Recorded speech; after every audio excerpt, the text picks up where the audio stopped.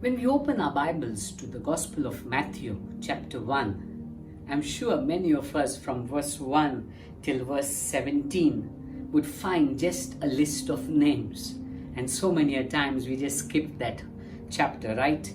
But when you read from verse 1 till verse 16, we'll find in that list of names God is speaking to us. From verse 2 till verse 6, we see verse 2 beginning with Abraham was the father of Isaac. Verse 6 it says, and Jesse was the father of David. We see from Abraham, from just one man, we see in verse 6 the rise of a king.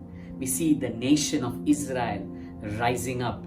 We see from verse 6 till verse 11 from David being the father of Solomon. We see it ending with verse 11 and Josiah the father of Jeconiah. We see from here verse 11 they ending in Babylon. We see the fall of the nation of Israel.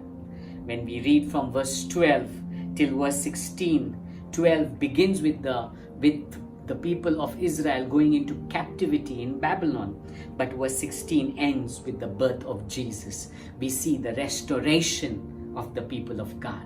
What am I saying? When you look at that one verse, one chapter from verses 1 till 16, we see the plan of God that through Christ that his people would be restored. I want to speak to you today. When you and I meditate on the ways of God, one of the things that God is very much interested in is restoring our lives. No matter how much we may have fallen.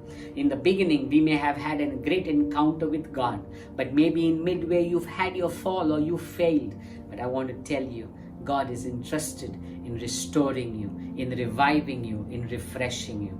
You know, that one chapter from verse 2 to 16 speaks the heart of God.